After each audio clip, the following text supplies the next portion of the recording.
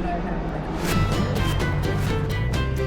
Welcome to Media Path. I'm Fritz Coleman. And I am Louise Palanker. We want you to use the Media Path podcast as your guide to pastimes that give your life meaning, like movies and books and television and theater experiences and streaming and broadcast and cable. And then we want you to hang out with us and meet very cool guests like today's Mark Arthur Miller, an R&B singer with a great new live show. An interesting family story. He is the son of the first white staff writer at Motown, and his greatest credit is he's my friend. And I can't wait for you to meet him in just a couple of seconds. And Weezy, I want that credit. Oh, you've what got do I it. have to do to earn I don't that? have to say it with you though. We get great reviews. Oh, we get great reviews. This one comes from Kit, and it says the title is "The Comedic Intensity of 1,000 Suns." I know it. It's rather poetic, if hyperbolic. Louise and Fritz are a riot to listen to. The guests are great. The recommendations are always excellent. And Louise and Fritz go together like PB and J, if PB and J were two legends in the broadcasting arena. Seriously, give it a listen. It sounds delicious. Man. When you say it that way. With my delicate self-esteem, that was a really good review. Thank you. And also palate, because those are one of the two things that you will eat. The title of this next one is Delightful in All Ways. Oh, my gosh. Burns and Allen, Holmes and Watson, peanut butter and jelly. Wow. The chemistry, we must really come off like peanut butter and jelly. What is The chemistry going on? between Fritz and Louise is fun and charming with their smart observations and takes on a variety of interesting topics. Palanker and Coleman create the appointment podcast programming with no appointment needed. Well, we don't know you, but we love you. Thank you so much. Yeah, that is awesome. Good. And now, Fritz, see, I'm a little bit envious of you and also a little bit nervous because you've been going to the movies, like in person. I know. I have. Who sits? Does someone sit like right next to you? No, I don't go to movies where a lot of people are there. All I've right. been to the movies where I'm the only person in there. At the Langley Theater, and that to me, that's the coolest experience. It's like the whole thing is for my benefit. Okay, so you went to see what? I went to see Spencer, and this is only in theaters. It's not it might stream soon, but not yet. It's at the Langley. I went to the one in NoHo. This is a very surreal view of the life of Lady Di. It's kind of a reinterpretation of her life, which has probably already been over-scrutinized. The Crown, for instance, is a wonderful factual look at her life. This movie, Spencer, focuses on a brief holiday moment when her marriage to Prince Charles had already peaked and was in free fall. It's her point of view, showing how she suffered physically and emotionally from the family tension. This reimagining is what took place during one Christmas at the Queen's estate, Balmoral. The whole point of this movie is to amplify and make you feel her discomfort, her eating disorder, her intense loneliness, her disconnectedness from the rest of the Windsor family. They use surreal flashbacks and dream sequences. One, which is really cool, involves Anne Boleyn, who was the woman that was married to Henry VIII and got beheaded. Mm-hmm. And there's an interesting parallel in the fear of both of these women, because I think Lady Di thought that would be the end game if things didn't go well with Charles. Oh, my goodness. And it's a dream sequence that she has. Okay. But what I thought was the most powerful aspect of the movie was the cold, precise, and emotionless daily life of the royal family. Every person is trapped in their own identity as a royal. It's the same feeling you get when you watch The Crown. The poor Windsors are solitary, lonely characters. One of the warm spots in the film is Diana's relationship with Harry and William, her sons. They are her saving grace, and she is theirs.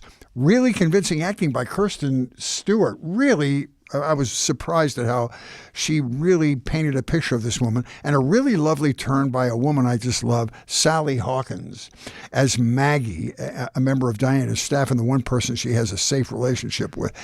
You wouldn't want this to be your only source material to get you into the world of Diana, but it's a great addition. So in what ways is it more or differently revealing than The Crown? It's more surreal.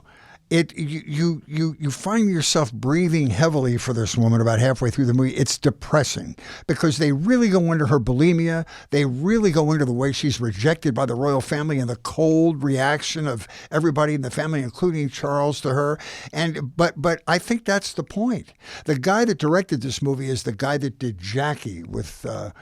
What's her name? Oh, right. That was an eerie movie. It was eerie, but it put you in the head of Jackie and the emotional pain that she went through. Mm-hmm. And this is the same journey for Diana. I thought it was great. Yeah, I look forward to seeing that. So this is different, Fritz, but you know how I do enjoy my book into movie and series experiences, and so here comes one. And it's the book is One of Us is Lying. It's a YA title by Karen McManus. It's a New York Times bestseller, named one of the 10 best books of the year by Entertainment Weekly, BuzzFeed, and Pop Crush. The story is sort of the Breakfast Club meets Clue.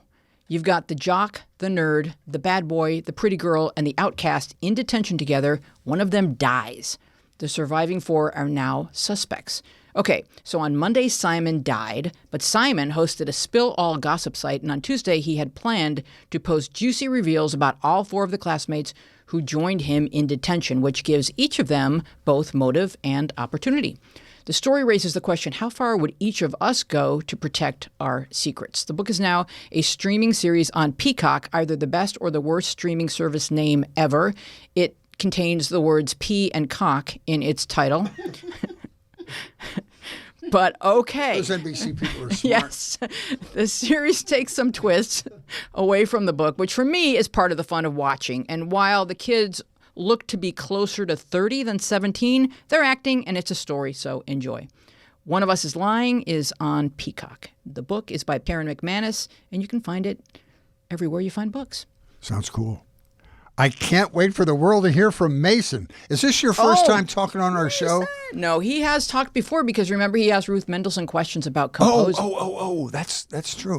Well, Mason is our fantastic engineer. He's the only person that understands how all this crap works. And now we're going to see if he can walk and chew gum at the same time. He's going to run the show, and then he's going to discuss one of his favorite movies, which is also a favorite movie of many people, called Shoplifting or Shoplifters. Shoplifters. And you were so excited about this. You sent us an email about this movie wanting to describe it and said you wouldn't come to work unless we allowed you to discuss it. Hostage situation. I quit if you didn't let me talk about it. No, Shoplifters, really great film, Japanese from 2017. It's a family melodrama, but the longer it goes on, the more you find out it might not be just that. But really, I think the best quality of this one, as y'all were talking about earlier, is just the acting and directing is so phenomenal. But I think my favorite element of it is just this slow burn that it has, where it's so subtly heartbreaking. It's not in your face about it. And I didn't even realize how heartbreaking it was until like 20 minutes after it was over. Mm-hmm. You know what I mean? It's one of those that really stays with you after the credits roll. Yeah, it's a movie about how kindness may be a more important quality than obeying the law. Because these people are connected in a way that isn't clear to you. You know that they live together. There's just so much kindness. They're so kind to each other, and they live like barely subsistence existence in Japan. And then as it goes on, you find out how they're connected to each other. And I think Mason summarized it best with the word heartbreaking. And I the two things I took away from it are that you find family anywhere. These people were not blood relatives, but they created a family out of the poverty in this particular part of Japan. Mm-hmm. Also, an interesting thing was the morality in the movie. Shoplifting is illegal, but they tricked themselves into thinking what they were doing is okay, because if you don't steal it from somebody after they have purchased it, then it's not bad. If you steal it from a store, it's not an amoral act. Well, I think that's what it's a redistribution of wealth. Yes, that's what the father. That's how the father is explaining it to the child. But as he gets a little bit older, he comes to kind of accept his own version of morality, as we all do as we travel through life, in terms of like what we're comfortable doing. And so the movie reaches a tipping point. And you saw the movie too, right, Mark Miller? I loved it. Yeah. Fascinating. But I see a lot of Japanese movie, and it did have a similar flavor and a morality and a darkness to it that movie that won the Oscar a couple of years ago. The Korean movie? Yeah, the Korean Yes. movie. Yeah. So it did have that same sort of feel that it sort of creeps up on you, and you don't know whether they're good people, evil people, or somewhere in between. But I loved it. So That's a good comparison. Let me introduce you so people don't think you're just an interloper. Yeah, I just walked in. I'm so happy to house was have open. this guy with us. The house was open. You need to lock your door. And I'm a shoplifter. He's an R&B singer. His most recent album is Soul Searching that dropped in 2018. My favorite aspect of this album is his treatment of some of the iconic Motown hits. He blends them together and makes medleys out of them, and he's wonderful. He's an actor as well. He was a nationally ranked tennis player at one time. And you understand his rhythm and blues DNA when you learn that his father, Ron Miller, was the first white staff writer at Motown. And it gives me goosebumps to read the hits his father wrote for Stevie Wonder. For Once in My Life. Are you kidding me? A Place in the Sun, which is one of the iconic songs of the civil rights movement. That song. It's also maybe the best song from that period. Oh my in my God! opinion. Seriously, Yester Me, Yester You, Yesterday, Heaven Help Us All. He also wrote "Touch Me in the Morning," the Diana Ross hit, and many others. I'm happy to have my friend Mark Arthur Miller. Thanks for driving to Sherman Oaks, my friend. Yeah, no, I just walked, actually. I know you don't live that far. I don't live that far. Well, we are on a hill. So Yeah. that's- Well, you and I connected because of our love of R&B music. My attraction was more mystical because I grew up in the lily-white suburbs of Philadelphia. There was no reason for me to be as attracted to R&B as I was. Fritz, you don't know for sure that your father wasn't a soul. Now, if you met my father, there would be no tracing back. Are we sure he's your father?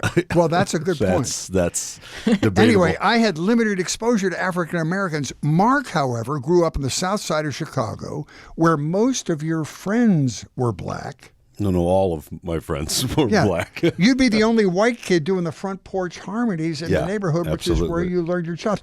Talk about that period in Southside Chicago, late 50s, early 60s, Yeah. and what it was like. I just feel blessed that I sort of had that different upbringing.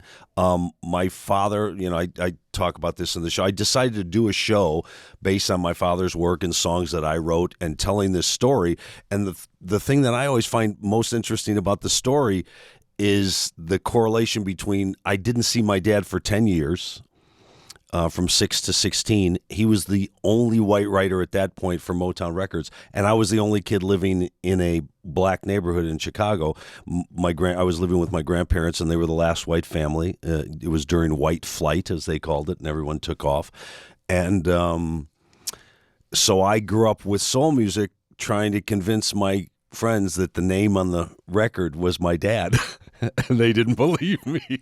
That's not your dad, man. He didn't write that record. Talk about the first time you heard one of your dad's songs on the radio and you're running around the neighborhood going, oh, my God. No, I found out because someone had seen his name on a record, and I wasn't even sure that he was writing or, I was probably 8 years old or something like that. And I got the 45 and just raced to my best friend's house and said, look at my dad wrote this. That's his name. And, I think he jokingly told me that I didn't know who my real father was anyway. But Neither does Fritz, it turns out. Yeah, and neither did Fritz. We have the same father. I can feel it. Exactly. You guys. So it was different. As time went on, my friends started to realize that actually was my dad, even though he was not in my life. He was living in Detroit, and I literally didn't see him from the time I was 6 to 16. And then my sister sort of called Motown looking for him and tried to get in touch with him, and left our home number because he wasn't there. And then he actually called us back. So you use the word estranged in your biomaterial, that your dad was estranged from you, but the way that I interpret that, clearly, since you're a child, is he's estranged from your mom. He's not probably estranged. You didn't piss him off. He's estranged. No, right, but I didn't. But unfortunately, not to my dad got another family and didn't do see the work. He didn't see us. He didn't do the work. He didn't help support. He didn't. So there was no reason for me to actually want to. My mother didn't have a lot of great things to say about him. So, but like any kid, there was always any that boy stuff. especially. Yeah, You any took the boy. words right out of my mouth. Yeah, any boy, you want to know who your father is. And plus, to be honest, I knew my love for music and my love for acting. I mean, at 6 years old, I walked into the living room and made a grand announcement to everyone in the house that I was going to be a professional athlete and a performer. And then that's exactly what I did for the rest of my life. So I knew that bloodline I felt it. I felt that there was something about my dad that was the same in me. So, knowing that he was writing these records, I always knew that I was going to figure out how to get in touch with him. And he called us back, and then 8 months after he called us, we were out in Los Angeles living with him. So it happened Let me that just quick. get some backstory. Yeah. Before he went to Motown, and he was still living in Chicago, was he a composer? Was he writing music for other people? Or what? No, he wrote music.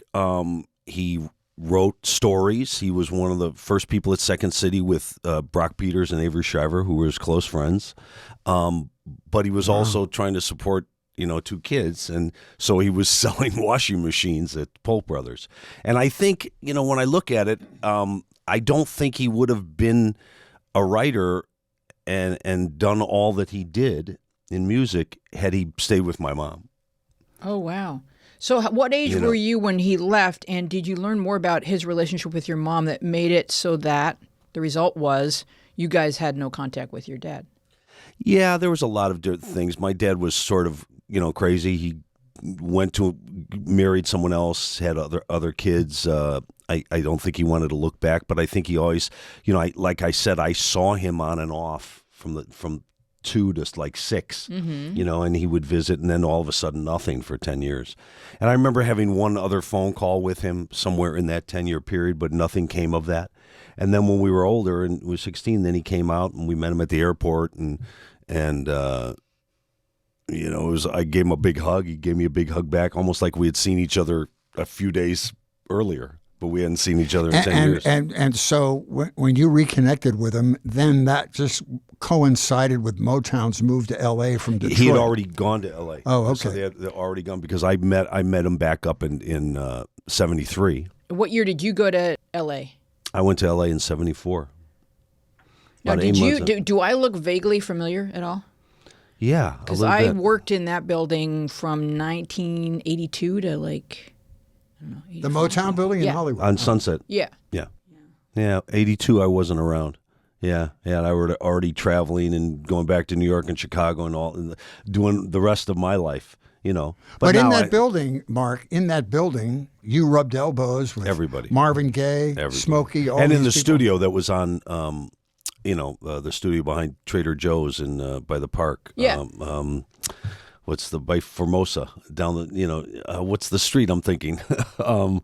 That's where the Motown studios were as far as where they recorded. So I met everyone in the studio. So when we were at Premiere, if somebody pressed a Motown button, because I wasn't going to press it, but if someone pressed a Motown button, the doors open, I'm always like, all right, where's Smokey? Because sometimes you'd see somebody. Yeah. Yeah. Oh, of it was course. exciting when the doors opened. Oh, well, for me, because, I literally had singing groups on the south side of Chicago that I was in, and I was the only white guy in the singing group. So, when I met Smokey and Stevie and all those guys for the first time, I was, I just... they were idols. And your dad was there at the pivotal time. Holland Dozier, Holland. These guys are like the Mount Rushmore of songwriters. And Fuqua was there. And what was the other guy? There's another guy. And so how did your dad get along being the only... They loved my dad. My dad, they loved him. I mean, first of all, my dad would fill up any room. Like I talk about in the show, he had such charisma that he'd make everyone laugh. He'd tell inappropriate jokes. Everyone was okay with it. He was a womanizer to the umpteenth degree. Sounds like he was crazy. He had a lot of demons and a lot of talent, but he was fun to be around. He wasn't fun to try and get him out of trouble because he got into trouble a lot. He did have a gambling addiction, and that ruined a big part of his life. And a big part of his royalties, and a big part of my royalties. But that's the great part about your live show. Your live show is R&B, and you do some of your dad's songs, but you do your own songs. And what everybody that sees that show, and I saw the most recent manifestation of it at the El Portal Theater in North Hollywood, is fantastic. Directed by who? The famous Broadway Glenn Cassell. Glenn Cassell. And the arc is fantastic because your father went through a lot. I mean, he lost the rights to all of his movies because of his songs, not his movies, his songs. Yeah. But all of this is corrected in the third act of your show with reestablishing his relationship with you, and then being a partner of yours, allowing you to do his demos and stuff for him. It really ends on a great, it warmed my heart to see how you were able to work your way back into his life and he into yours. Yeah, I think when people come out of the show and I have people coming up to me crying, saying, I just called my dad, I just texted my dad and told him I loved him. So that's the most rewarding part of the show, truthfully, is that there's something about my story that everyone has with a parent. It's maybe not the exact circumstances, but everyone has that time with their parents where it could have gone really bad and never existed again, or could have been real sour, or ours ended where we were like just great friends and buddies. I wouldn't say he was at all times the best father because there were so much times that he wasn't around, and he had so many demons that, whether I went to school or not or had discipline or not, he wasn't the best at any of that. So he was so much fun, but he really believed in my talent, and that helped a lot, for all the years that he wasn't around. The fact that he was so positive about what I did and my singing and my writing and things like that really sort of made the end of our relationship before he passed some of the best times ever. I mean, it was really terrific. Yeah. Did he reestablish his relationship with your sister and your mom, or no? My sister, yeah. Yeah, my sister, of course, because she came out to live with us out here. We both came out. My mom never. No, they weren't going to ever, Was your mom comfortable with you reconnecting with him? No. I talk a little bit about the show. She finally realized that I had to go. You know what I mean? I had to go see what it was. I mean, all she had to say. Because, honestly, my dad didn't do right by her in the normal way. I mean, they did get divorced. It didn't end, but he wasn't always there for support for us and things, and that made things difficult. So I think there was a lot that she didn't want to forget.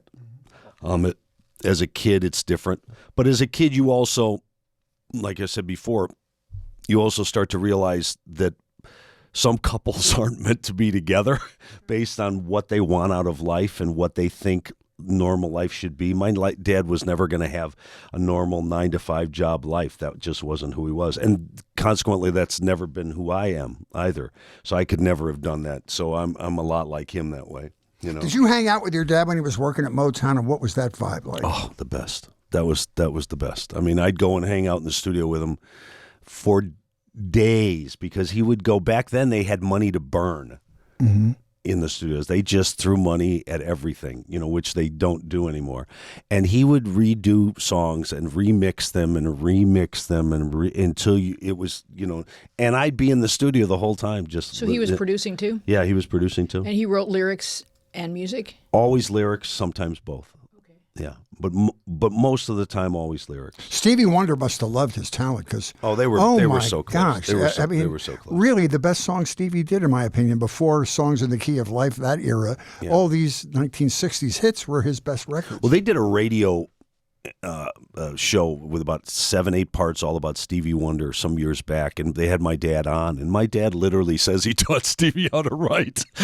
Wow. I mean, flat out says it. Now, I don't think Stevie would agree with that, but my dad says, I did. I taught him how to write. He was writing horse. But Stevie played like 15 instruments. Yeah, Stevie was a genius. But I remember the first time, meeting Stevie for the first time was amazing because he was in the studio before us, and we were waiting to get in. His session was ending. My dad was going to be in, and Stevie was running a little longer, and I had never met him. And my dad said, come on, let's go meet Stevie. And I'm like, I'm going to meet Stevie one. And I just got out to L.A. So we went in there, and they were listening to the last track that they were working on.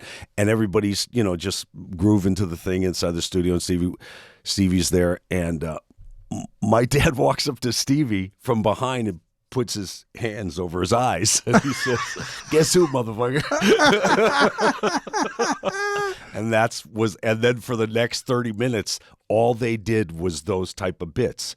So Stevie would know my dad was next to him, and he'd bump into him, and he'd say, "Would you watch where you're going?" to my dad. And every time they saw each other, that was the rapport that they had. But the amazing thing about this is he met my sister and I that day in the studio. 2 months later, there was a Motown party at Yamashiro up on the hill. And everybody's on the dance floor dancing. And Stevie's got his baby in his arms, dancing with Yolanda, or I think it was Yolanda, and just a baby in his arms, and just dancing with her on the floor. And it was outside. And my sister Julie and I go on the dance floor to dance. And we just said, we probably said, "Hello, Mr. Wonder," or something like that. I don't even think we said Stevie, but we said 2 words, maybe 3 words. And he went, "Mark, Julie?" Wow. And I was like, "What? Is your dad here?" He knew our voice. He had met us one time. Pretty amazing. Did you see Hitsville, USA on Showtime, the documentary? Yeah. I watched it like 5 times. Yeah, it was so good. It was so Oh, absolutely. good. Yeah. And I was trying to plug your dad into the Motown environment, but it sounds to me like Berry Gordy was very progressive. I mean, he had the white guy who was his main sales guy that would go out and get the records played. So he was not racist at all, even though he wanted it to be an African-American enterprise. Yeah. He still had white people in there doing stuff like before that was even accepted. Oh yeah, well, he got guys who he was a smart. He got guys who knew how to handle money. So I mean, I think Barry wanted to be successful, and that meant whoever he thought was best for the And Barry didn't make Listen, there's a lot of horror stories about Barry, and my dad and Barry loved each other, and then at times hated each other. Like a lot of people, when the boss is making decisions, he's not always making decisions that you feel are in your best interest. Mm-hmm. He, for once in my life, which to me is one of the greatest songs ever written. Absolutely. That was recorded by Stevie and in a drawer for a year. Oh, wow. Everybody thought it was a hit except one person. Who was that one person? Barry Gordy. Barry didn't think it was a hit. And finally, Suzanne DePass and a lot of other people said, "Barry, this is a hit." One of my favorite scenes in Hitsville, I don't know if he did this when your dad was working there, but he would gather everybody in the office and they'd play a song and everybody got to vote on whether they thought it was a hit. And nobody thought My Girl was going to be a hit. No, that happened to a lot of songs. Yeah. Unbelievable. Yeah. But I don't know. When you hear My Girl now, right? Would you ever think that wasn't a hit? If from the first guitar strumming, you'd go, "Okay, I'll buy that record." Yeah. I can remember being at a radio event, and the Temptations were the act on stage. I think it was just Melvin and Otis. I'm not sure who else was in there, but like you see young guy, like, oh, Melvin, okay. But I was with a friend of mine from Premiere, and he said, "Look around." He said, "There's not one person here who's not smiling." I mean, that's the reaction. You cannot hear that music and not just be smiling. Absolutely. It just brings out the light in everyone. I said this in the piece I wrote about race that you heard. Oh, which I love. This is true about my family. My parents were not overt racists. And I try to draw the line very specifically in my writing in that they were never exposed to African American people, so they didn't know how they felt. So they didn't like, young R&B rock and roll that I snuck in the house and played in the basement. But Motown music, and some of it was getting to see how slick and polished and non-threatening they were when they performed on the Ed Sullivan Show and these other talk shows. Which Barry did on purpose. Yes. It was brilliant. And then that, I always said that music, the Motown music, was a bridge between my interests and my parents' interests when I was growing up. It was the one thing. It didn't happen right away. But after a while, it sort of warmed up our relationship and their appreciation of what I appreciated. So it was Motown. The first industry that was sold where the product was sold to white people, Yes. across the board. There were other black-owned industries like Fuller Brush, where when white people found out it was black-owned, they started to boycott it. But Barry went straight to kids, thinking kids aren't going to care. Yeah. And he got that right down the middle. Plus, Barry was quality, so the songs were written, like some of the other people, the more Southern soul was a little harder and a little more gritty, and it didn't stacks. It didn't get across quite as simple. It wasn't as poppy, and it seemed didn't have strings and orchestrations. Yeah, exactly. And it seemed, it didn't have the choreography and stuff that was sort of, I guess, to white people more white. Yeah, maybe, but I think also it was like Barry's attitude was we are ambassadors. This is the civil rights movement. We're in it. We're ambassadors. Oh, yeah. And he understood his role in history. Yeah. That's the thing about it. Listen, all geniuses have their, goods and bad, but he was a genius for what he saw in the future. How he copied it from, the car manufacturers, like the assembly line thing. That's how he worked there, and he said, this is how it works, and this is how it can work with music, and it did. I mean, I listen to Motown. Music always comes up in my car, and I if I bought a specific CD, I'll listen to that for a while. But I have it on shuffle all the time, and there's so much Motown music on my thing that it comes up every day. I'm listening to a Motown song along with brand new stuff that I've just bought by pop artists of today, or jazz or whatever, and I listen to it in reference to all the other stuff I've just heard, like the last 10 or 12 songs, and I go, this is still a hit. This is still a hit song. Yeah. What drives me nuts is there's no Sirius XM Motown channel. No, they're all gone. I don't know. They have an R&B channel, Channel 49. I listen to it all the time, Soulsville or whatever it's called. Why is it? I bet it has something to do with rights, because the Beatles did not release their music to Sirius XM, which I listen to all the time, until way late in the program, like over the last 5 or 6 years. Oh, speaking of the Beatles, I just heard there's a great documentary coming out in like 2 weeks or something. I haven't heard about it. I'll be honest. I just found about it last night. But speaking of documentaries, they had Hitsville, USA. They had the Funk Brothers, Standing in the Shadows of Motown, which was fantastic to learn about that. I think there ought to be a documentary about the writers.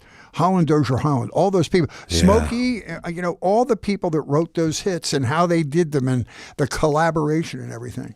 Yeah, I always, maybe it's just because of my dad, but I would, part of the reason I love doing the show is that, if you go on YouTube and look at some of the songs my dad wrote that were done by Stevie or some other people, and you look at the comment section is full of, oh God, one of Stevie's best lyrics that he ever wrote. Oh. Because he became a writer, people think that throughout his career he wrote everything. And they think that everything was written by, and that's the writers, forget just my dad, there's a lot of writers who just aren't known. I mean, no one knows that they don't get their props. Weezy, that should be your writers next and documentary. Performers and singers, then obviously they do. But yeah. This should be your next documentary. Yeah, like I need to spend another 8 years chasing down rights. I know. Exactly. I know. That was fun. Yeah, that's a hard thing.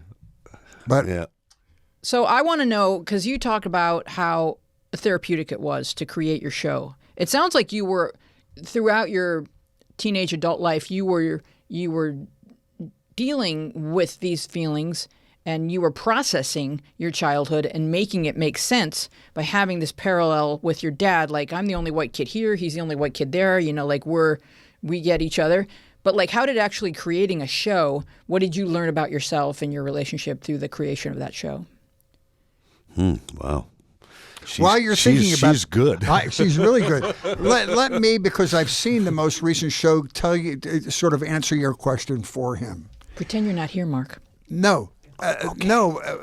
This is going to be a thinly veiled compliment, but in the show he salutes his dad, but the arc of the show is, by the end of the show, he's an individual talent that has got the light shining on him now, which is a really wonderful thing. So he's not living in the shadow of his dad. He took his dad's talent, he took his dad's partnership and became his own person, because he wrote a lot of these songs in Soul Searching, his album from 2018. It's the same thing. So it's really a cool passage that all sons of fathers, whether they've become successful at whatever they do or not, sort of, your mission as a son is to step out from under the shadow of your father and establish your own identity on the planet. I don't need to speak. No, you can speak. No, I didn't no, mean. no, I didn't no. mean to Well, take one over. of the You're gifts it that is you absolutely- got from your dad, like despite some of his other shortcomings, one of the gifts that you immediately got from your dad at 16 was his approval. And there's people in their 70s still trying to achieve that, where the dad is just withholding of that. That was one thing he was not. Well, and also what I don't, I will talk about as far as the transition of the show. The show in its infancy was probably about 2012, 13. And it wasn't what it is now because I was just putting seeds of the Motown stuff and seeds of the stories of my dad's into other cabaret shows. Right? So they were a mishmash of a bunch of stuff. And I finally said, this mishmash doesn't work. Tell the story you want to tell, the whole story. And also, I was getting hired to do Frank Sinatra tunes and stuff like that and whatever. And I was turning every classic standard Sinatra thing into an R&B rhythm arrangement, And I went, let's stick to what you really want to do. So it sort of grew and finally became where I finally sat down and went, okay, forget all these stories, write a script, Now, what I've changed in the show over from the first time we started doing it was the first time the show was done, I think people left the theater depressed Okay. because there was the sad stuff that I had to work through from my dad. I mean, he was great, but he had so many demons, and it was so hard, and he was away for so long, and my mom was married to a terrible stepfather. Oh. So I was really mentally abused by my stepfather. So my dad was great because he wasn't like that at all. He had his own demons, which affected the whole family, the gambling and stuff like that. But he wasn't cruel in that sense that I had come from that. So leaving my mother wasn't that hard, even though my mom was great, but she just didn't have good taste in, men. So all that sort of had to be pulled out to tell the story. Yeah, plus your feelings about your dad evolved over time. Of Different course. from when you Right. first put the show up to this most recent thing I saw, and it is uplifting. And I thought to myself, with all these jukebox musicals now, the Temptations one that Weezy saw and loved, I think it's just a natural right now. I really feel that if you got this in front of the eyes of the right person, that they could help you tweak it into something that would be nationally. Well, we're hoping. I mean, I would love that. But I always knew that my dad and I ended when he passed in 2007. I knew it was the best. It had been the best 20 years of our relationship. So that was great. But that's why the show. Every ends, actor, like I am, and singer or whatever, we want to do drama first, right? So that's how the story sort of went. And then I went, wait a second, there's a lot of great stuff here, and let's end this show talking about how I really felt and how much he was there for me, not how much he wasn't there for me, and not focus on, yes, we talk about the gambling a little bit and whatever, but it's not the focus. And to Glenn Cassell's credit, he kept pounding on me because this was the first time I had the show directed. He kept pounding, this is about your dad until this point, and then the show is about you. Yeah, it's fantastic. He says it's got to be about you. Yeah, he's right. And then, maybe you were holding back and thinking like, well, it needs to be this needs to be about the songs that people are familiar with, and if it's about me, it's too much me, look at me. But yeah, in terms of story, that's what people need to see. Well, they need to see you heal. All the thing about his dad really is a subconscious way of explaining his talent. Right. You know what I mean? This is why I am the way I am, and here's what I am. Bang, and he ends with big up-tempo shows. Yeah. I love the new manifestation of the show. Yeah, it's been my favorite. I think, but like when people do movies or plays, or they come out and they say, "Oh my God, we never heard of this person or this show or whatever," and you go, "Yeah, he's been writing it and trying to get it done for 15 years." That's how long it took for me to get it to a place where I go, okay, I think I can pretty much leave it alone now. Yeah. I mean, I'll tweak, you always do, you always tweak and stuff like that. But I can pretty much go, okay, my booking agent, LML, take it and put it in front of people. And I think if you book it and put it in front of people, it'll be put in front of more people. I mean, I'm confident of that. That's always the way it is. Let's talk about the other aspects of your career. When you were in Chicago, you started a theater company. Yeah, long time ago now. Well, if you have any memory of it, describe it. No, it was great. Me and 6 other actors. You know, I mean, Chicago was booming then. You know, Steppenwolf was everywhere. I had taken classes there. I'd been in New York City doing some acting and got married there in '82 while I was a young broke actor, and then I did some theater in Nebraska and all over, and then I met some old friends in Chicago when I moved back there, and they were like, let's do this. So we did. We were one of 1,000 theater companies back in Chicago. The best one, Steppenwolf, they were everywhere. And we did great work. We got, I was nominated for some Jeff Awards, and we did some good stuff. We never got a big name like some of the big ones, but I did a lot of acting. I mean, there was probably a 5-year period where I was on stage for the entire 5 years, except for maybe a month that I wasn't on stage. So it was from show to show to show to show. Well, it shows in your stage presence in your live show. Because of your command of the stage and your comfort up there, you can tell that all that is muscles you've exercised in other ways because you're really comfortable on stage. Although I do believe that. I think the more you do something, the more comfortable you are at it.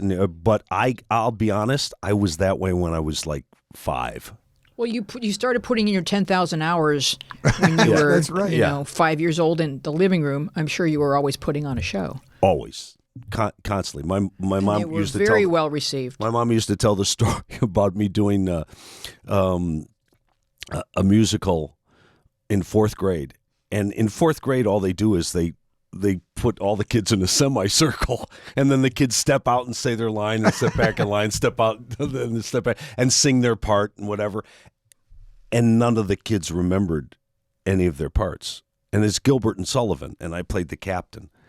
And the music teacher says, this show doesn't happen without your son, because I would literally push the kids out. They were frozen, stiff, nervous, and then whisper their lines or their lyrics in their ear. Funny. And she goes, your son memorized an entire Gilbert and Sullivan show. He's in 4th grade. Wow. So I think I sort of knew I was sort of born to do this. Yep.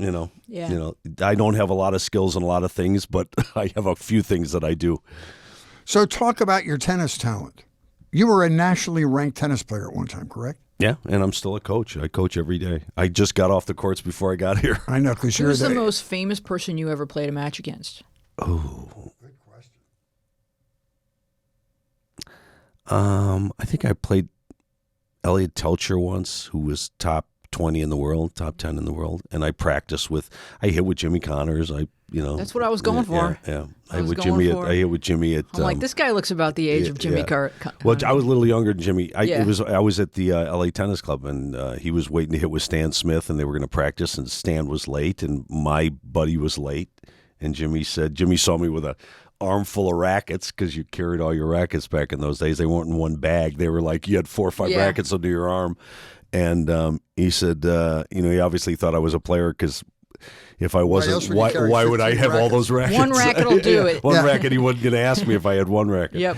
And so we hit for about a half hour, and it was great. Did he call you any names or anything? No, he was nice. He said, great hit. We didn't miss. I mean, I wasn't going to miss, I'll tell you that, because I knew he wasn't going to miss. Where do you hear about this new movie with Will Smith called King Richard, who is the father of the Williams sisters? I hope it's good. I'm praying it's good. I mean, I don't think it's going to be bad. I'm interested to see if it tells the story, some of the stories that I know to be true. I bet you know about tennis parents, because I know a lot about tennis parents, because my parents had a condo where Nick Bollettieri had his tennis academy. Oh, God. And so I watched all of this stuff happen. In Florida? People shipping their kids down there.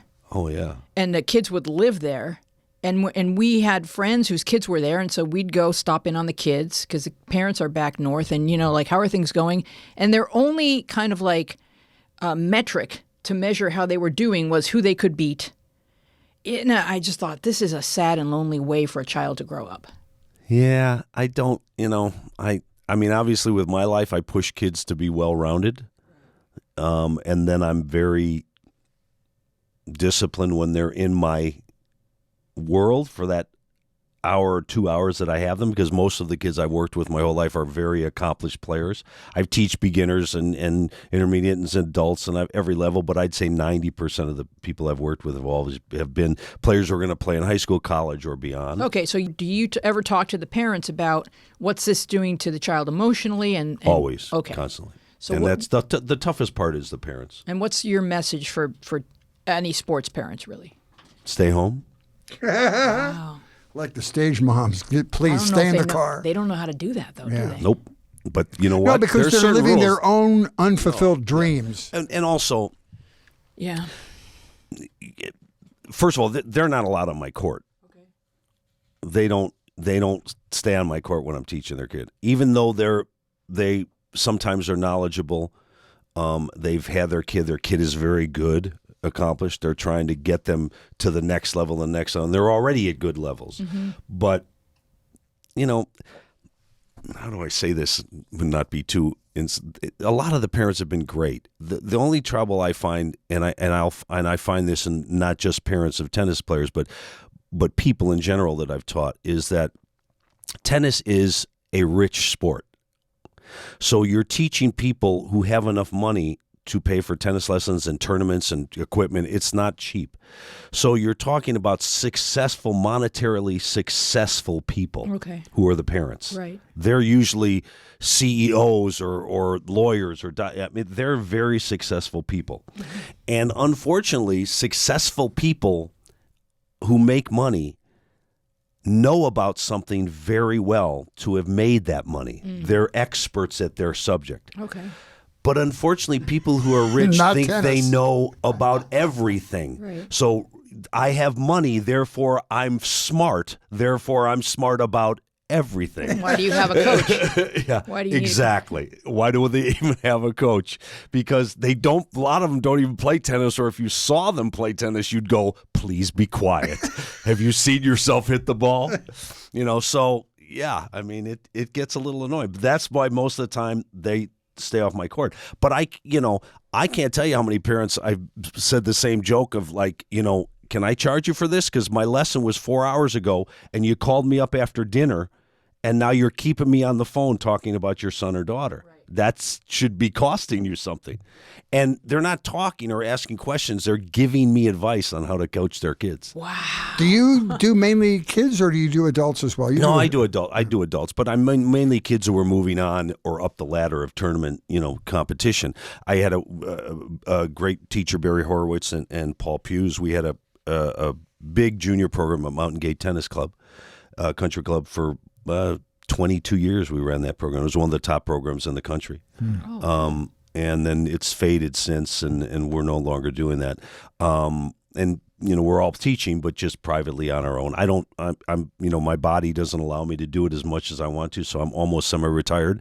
Hence why I need to do more shows. But yeah, I mean, it was pretty much a big part of my life. And I love to coach. And like I said, when I made that announcement in my living room that I was going to be in sports and performing, that's exactly what I did, because I have a real strong love for both of them.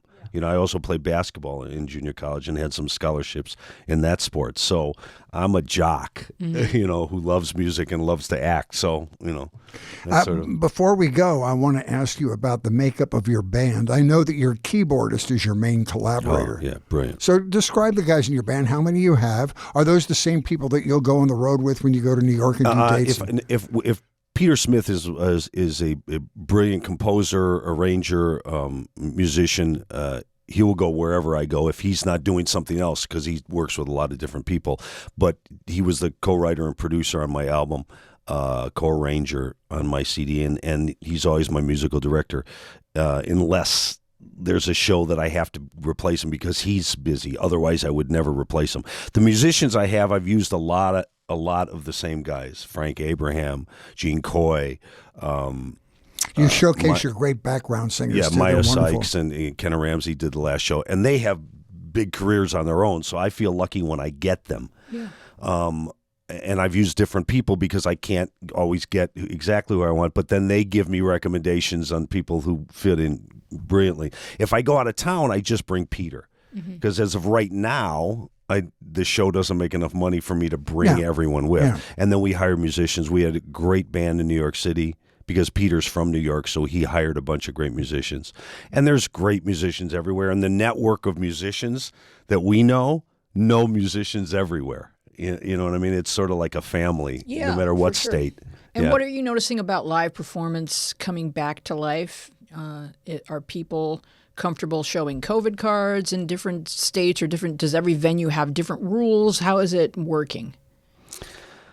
Well, I mean, when you did your most recent show, it was closed down. You had to have a mask on when you walked in. Yeah, you had to have a mask on, and we only were allowed 120 because it was like the first time things were opening. Yeah. So there was numbers put on things. Now it's much more open. I don't know if it would be hard for me just because of how I feel about things. Yeah. It would be hard for me to accept a gig at a place that didn't require COVID cards. Vaccine cards and masks, or just vaccine cards? Vaccine cards at least, and then masks when you're walking, and then when you sit down, you can take it off because, I understand that. It's better to watch a show without the mask. But I would, as of right now, I think health for everybody is number one. I feel strongly about that. So I saw you at the El Portal. Yeah. And then I saw you at an earlier manifestation of the show at Catalina's Bar and Grill. Yeah. Is that where I saw you? Yeah. Is that the size venue you like? What's a comfortable size venue for you? The size venue, I mean, it's really intimate, obviously, at Catalina Jazz, and I've done my show there. I can't even count I can't count on one hand how many times. I just got a phone call a couple weeks ago from Manny asking me to do the show there again. I love the intimacy of that show. Although the recent show that you saw, Fritz, it's got so much more to it. It was bigger. It's a bigger show. It's got 60 light cues. It's got videos. It's got photographs. So it's a much bigger show. And to be honest, I want to do the bigger show because I don't make any money doing Catalina. Oh, no. Plus, you lose the impact. Not that this is the most important part of your show, but you lose the impact when that record with your dad's name on it, the Tamla Motown label, comes up in like 30-foot letters. Yeah. It's pretty powerful. And me walking down the center with that silver suit, and it's a great image. Pretty cool. It's a great image. And it's funny because, Donna, my beloved, she loves the show intimate. I mean, she loved the new version, and she loved so many things about it, but she loves that intimacy of the show. And so do I, because the crowd's right there, and you feel them. And I will constantly do those shows. But as far as financially getting it out there and having people, bring it to a performing arts center and the fees that they will give you to do that, or a university or something, makes it a little more feasible. Actually, if I did more of the bigger theater shows, I would then do more of the smaller shows because I could afford them and not have to make, so much. I afford to pay the band or whatever. And if I do it and just make a little, then it's fine if I have some bigger shows, Right. Weezy and I were talking about the documentary about Ella Fitzgerald. Have you seen that? I haven't seen that yet. I just saw it. It's really wonderful. But the whole thing for me was, I'm watching this thing and there are 40 people in this band. I said, there's no way you'd be able to afford to take a group that size on the road now. No. Unless you were doing Carnegie Hall in every city. I think it's why the big band era was so short. Yeah. After World War II, it was kind of almost over, wasn't it? And especially when the players were all union players, and you couldn't cheat those guys out of money. You had to pay them the union minimum. Well, now we talk, all my musicians friends and I talk about when I first came out here in 1990, I was acting really, and I hadn't really started singing. I mean, I had sung my whole life, obviously, but I mean, going in that direction, I was going for television and, so I had put the music sort of on the back burner, but I was still getting with friends saying, okay, come do this gig at this club or downtown at the upstairs at the hotel or, so I was doing a lot of casuals and you didn't make a fortune, but you made twice as much 25 years ago doing a casual than you do now. Oh, wow. They don't pay anything now because they just plug music in now. So they don't need you. They don't need a live band. So if you want the gig, you have to settle for so much less. Wow. You know? I would think that things might shift when downtown spaces realize that no one's leaving their home to go retail shopping. No one's leaving their home unless they're going to go have an experience. Right. An experience is the one thing that will pull people out of their homes. Like that's why if you walk to the mall near your house, you're going to see that there's cornhole and ping pong and and giant chess. You need to bring the kids somewhere where they can do something because you can do all your shopping, all your Christmas shopping you can do online.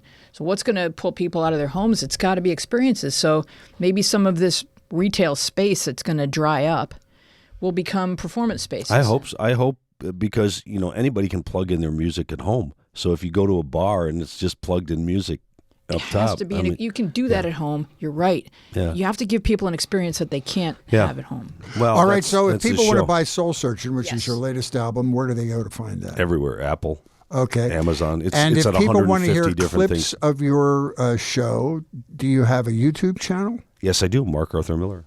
Okay. Is that your name? Yeah. I'm just kidding. Okay. Okay. Good. MarkArthurMiller.com, everybody. Yeah, All right, Fritz. there it is. Yeah, see? Oh, there, look it at is. that There I handsome am. guy. Wow. It's a nice picture, actually. Yeah, I love the black and white I was pictures. younger there. Nah, it's just the lighting. So, Fritz, where can people find us to give us a nice review that we could read on our show next week? If you enjoyed this episode of Yeah. Media Path, it would help us to be more discoverable by potential new listeners. If you leave us a quick review, as these nice people earlier had done, on Apple Podcasts. And if you're new here and this is your first time with us, please check out our back catalog. We have, I think, 70 episodes now. It's all binge-worthy, I'm telling you. We have guests like Anson Williams and Marion Ross on separate days, but both iconic actors from Happy Days. We have Bill Schnee. Do you know Bill? Do you know Bill Schnee? No. Bill He Schnee. is maybe the most employed record engineer. He's got 125 gold and platinum records. He's amazing. He's got... he He's did got Barbra a book. Streisand. You can learn all about him in the book. He did Barbra Streisand. He did Ringo Starr's first solo album. He recorded it at Apple in Abbey Road? Abbey Road, yeah. Unbelievable. Ed Begley Jr., who is an actor and environmental pioneer. Bill Medley of the Righteous Brothers, who's back on the road with a residency in Las Vegas. So there are many wonderful interests that we approach in our shows. Thank you for spending an hour with us. I love it. Can I write a brilliant review about this week's show? Yes, we insist. If you want to get invited back right now. And we would be overjoyed if you took a moment to share our thoughts with us. Who's MAM? Oh, here come your closing credits. We would love for you to join us online on Instagram and Twitter, where we are at MediaPath Pod, and on Facebook, where we are MediaPath Podcast. You can find full episodes with all kinds of bonus visual content on our YouTube channel, MediaPath Podcast. We would love to know what media you've been enjoying. Mason told us what media he was enjoying, and we enjoyed sharing that with you. You can contact us at our social media. Is that where you found us, Mason? At our social media, or email us at mediapathpodcast@gmail.com. We want to thank our wonderful guest, Mark Arthur Miller. Our team includes Dina Friedman, Francesco Demanda, John Maddox, Sharon Bellio, Bill Filipiak, Thomas Hubble, Mason Brown, and you. Our theme music is by me and John Maddox. I am Louise Palanker here with Fritz Coleman, and we will see you along the media path.